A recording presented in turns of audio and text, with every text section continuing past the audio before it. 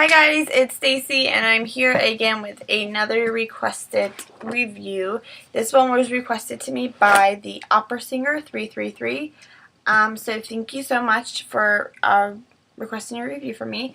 This is over Buffy the Vampire Slayer Bind Up #1, and it is by John Vornholt, Arthur Byron and Alice Henderson, and it's got Coyote Moon, Night of the Living Rerun, and A Portal Through Time. My thoughts on going into this book is, yes, I was a Buffy TV show fan, but was I a die-hard one to where I have seen every single episode? No, but I've seen probably at least more than half of them.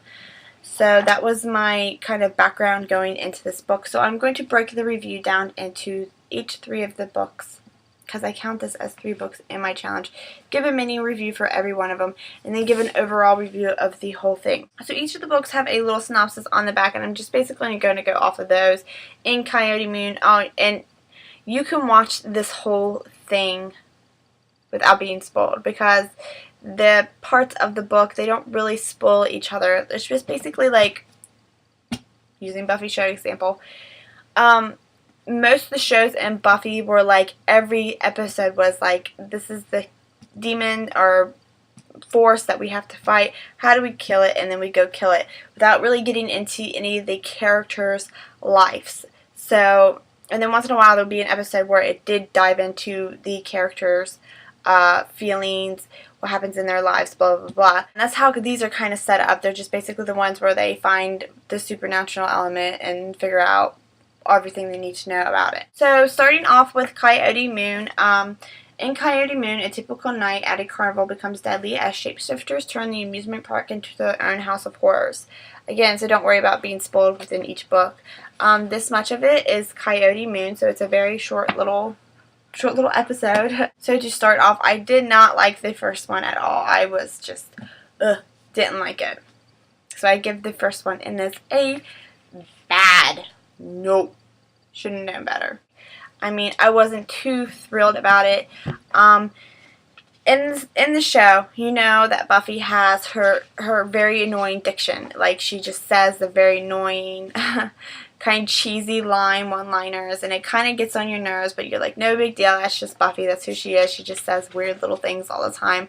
But when it is in written form, it is a lot more annoying. Every time she said one of her cheesy, quirky little lines, I really just wanted to put the book down, and whoever wrote, I don't know which one wrote which book, but whoever did the first one, they put way too many of them in. It was very annoying, and it got to the point where I just didn't, too many of them, I couldn't stand it anymore. They needed to really cut back on all of those quirky little cheesy lines that she says in the first one. The whole thing is also told in like a third-person point of view type thing, which I don't really like books that are told like that. I like to be in the head of the main character the whole time. But in points for in the third-person point of view is that you get to jump from character to character, which in this bind-up is a kind of cool thing to do, to be able to go from Xander to Willow's to Buffy's head. The ending was also kind of weak. It was kind of just like a quick snippet of an ending, and it was kind of annoying. Some good points in the book, and I think the most important parts in the book, is that it is just like watching Buffy. You feel like you're watching Buffy in your head, but and the characters are written true to the characters in the series. I picture the people who play Xander, Buffy, and Willow to be these characters. They are true to their characteristic nature, and I'm really glad that the authors didn't try to change the characters up at all, which was a good thing. But as for the story itself, it just wasn't really good, and I was just like, seriously, if this is where the book is going, I don't know if I can get through the whole thing, because that was just a very bad start. Bad. But there was the 2 things of the characters and still my love for my show that moved me on to the second one, which is the Night of the Living Rerun. In this one, Buffy starts having past life nightmares in Night of the Living Rerun and must face a historical counterpart before the events of the past repeat in the present. This much of the book is the Night of the Living Reruns, and in this one, Buffy starts to have dreams about the Salem witch hunt, which is the start of this Slayer generation. The backstories and all the time Buffy would have a flashback or a dream in this book was very interesting to me. So the story did pick up a lot in this one, and it bumped it up into a decent book. Buffy's annoying diction was still there, but it was a lot more toned down in this book, which I really liked. And again, it had the short stop ending that I just can't stand those short stop endings, to where it's like, never will we be able to fix this problem, and then there's like, fixed, and then they move on. So that was again in this one, but the background story and the characters were really good, and Buffy's diction was a lot more toned down in this one, so this one was better than the first one by a lot. Okay, and then the last one, A Portal Through Time, is the rest of the book, which is the biggest part of the book. I say it's about half of the book is the last one. And in this one, Slayers over the centuries are in danger, and Buffy must protect them in order to save her own life and legacy. So in this one, Buffy travels through time to save Slayers who are being killed off by somebody in her present. So the whole purpose of this is to try to disturb the line of Slayers so Buffy won't be the Slayer when she is the Slayer. So this one was my favorite of the three. I thought it was really good. So Buffy's annoying, cheesy diction was almost non-existent in this one, to the point where you could actually enjoy the story and enjoy the characters. And Xander is so hilarious. He's just as hilarious as he is in the series. And all the background, all the traveling back into history and in the past and meeting all these different Slayers was very interesting and very cool to see some of the background in the Slayer, because when I was reading this book, I really didn't know how they were going to pull this series off. I don't know how many is going to be in it.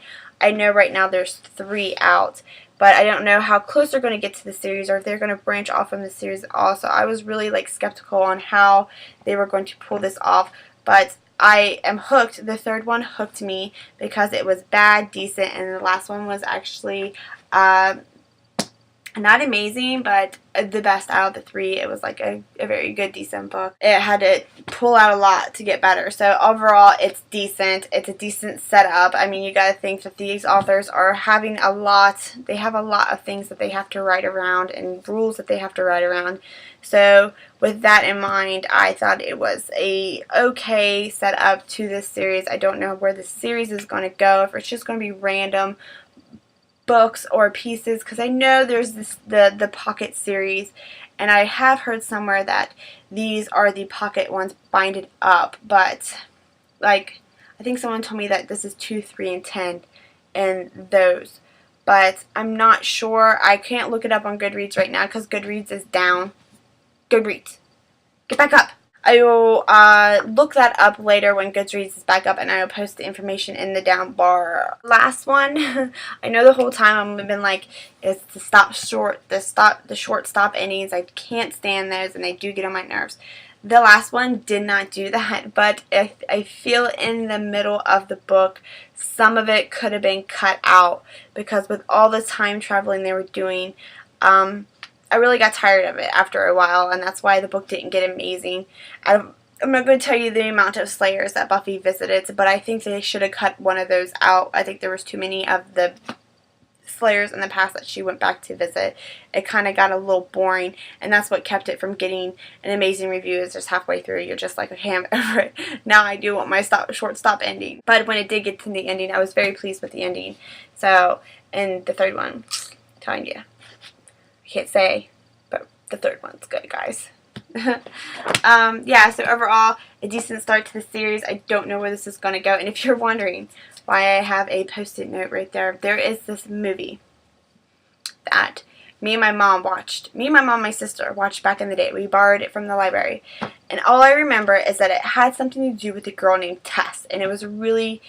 the movie was kind of dark the whole time. It's this poor girl's struggle through her life, and it's just kind of very dark and very sad, and but it was good. It was really good, and we cannot think of the name of this movie at all. It just drives us nuts every time. We're like, what is the name of the test movie?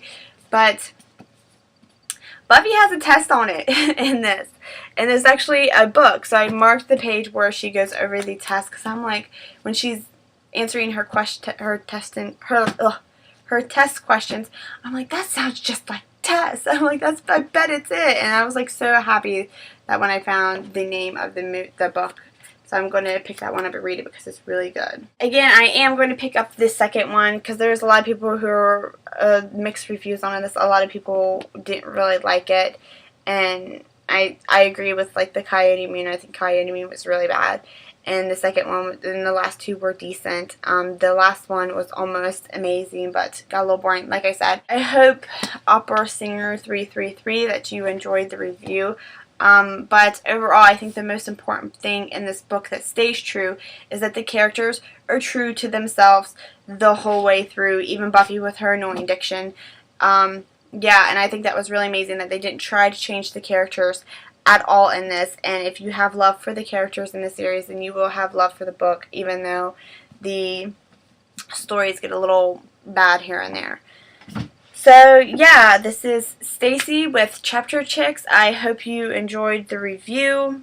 I hope it wasn't too confusing with the bind-up setup. And yeah, I hope you guys liked it, and have a good day.